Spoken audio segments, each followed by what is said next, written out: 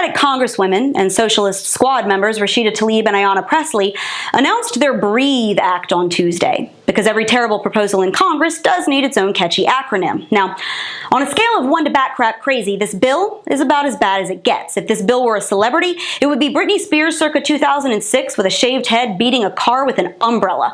But as insane as it might be, it's also the perfect example of what progressives want, how they plan to get it, and why so often conservatives lose.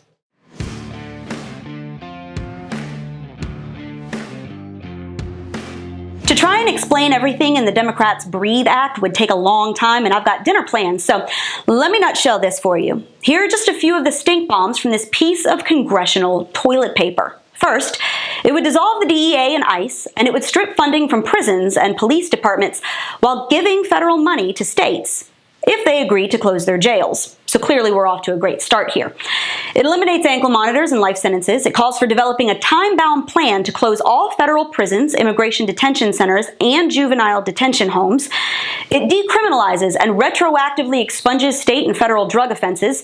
It gets rid of gang databases, and it eliminates armed police officers and metal detectors in schools. It forgives all outstanding court debt and ends deportations. It calls for universal basic income and a school curriculum to indoctrinate students on slavery and social justice. It provides lifetime taxpayer-funded education for illegal aliens and prison inmates, and would give illegal aliens the right to vote in state and local elections. But despite the fact that it's nuttier than a squirrel turd, this bill reveals the wacky world that progressives want, and how they plan to get it. I heard a prominent conservative leader recently suggest that conservatives are at the brink of ceding this nation to radical progressives, largely because we've failed to market our ideas well. That we've surrendered the offense, that we've stopped telling people why our ideas work, instead of just why the radical lefts don't. That we've allowed them to control the narrative for so long, people have forgotten what we stand for. And you know what? That's true. Historically, we have not done the best job at convincing people, especially in liberal-dominated areas, that the policies that they are living under are responsible for the cesspool of filth they've been forced to squat in for generations, and how ours would be better. We've played defense for years, and we've lost a lot of ground. At times, we've even failed to live out our own creed, and it shows. But that's not the only problem. I'd wager it's not even the biggest one. And here's why. Conservatism hasn't struggled simply because we haven't come up with enough catchy slogans or printed clear enough pamphlets outlining our solutions to people's problems.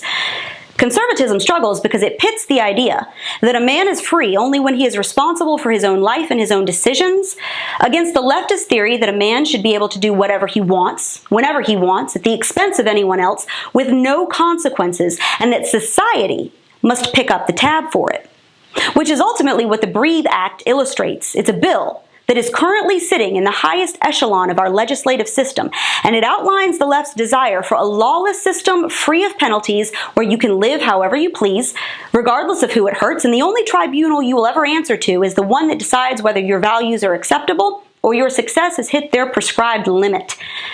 Now, of course, that's not how liberal chaos works if you logic it out. After all, a society that caters to the whims and desires and offenses of everyone can't exist, because everyone will always want something, do something, or be offended by something that bothers someone else, which is why cancel culture ends up cannibalizing itself.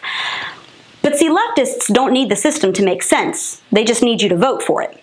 And here's how they do that. See, at its core, progressivism appeals to the most base, selfish, debauched instincts of mankind.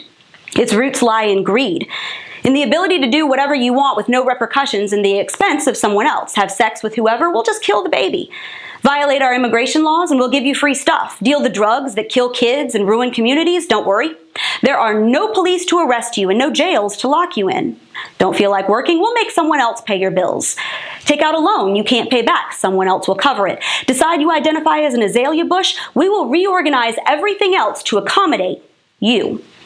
But despite its name, progressivism doesn't move anyone forward. It moves society backward to an anarchic, hedonistic, barbaric culture. Case in point, it took a grand total of 3 weeks before a teenager was shot to death in Seattle's autonomous zone. Why? Because radical progressives had set up a police-free community with no rules, and look where it got them. At the end of the day, this isn't a battle of right versus left, of one political faction against another. It's not a war against better marketing or snazzier websites or a more well-orchestrated outreach campaign. It's a battle of right versus wrong, of good versus evil, of morality and decency versus depravity and chaos.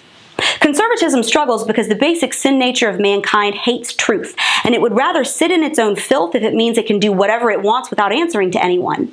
It's not a problem of politics. It's a problem of the heart. And no law or politician or president is going to fix it. We need the only one who has ever given the world the cure for selfishness. We need God. And that's your Reality Check America. Make sure you subscribe to our YouTube page, like us on Facebook and Twitter, and stay sane out there.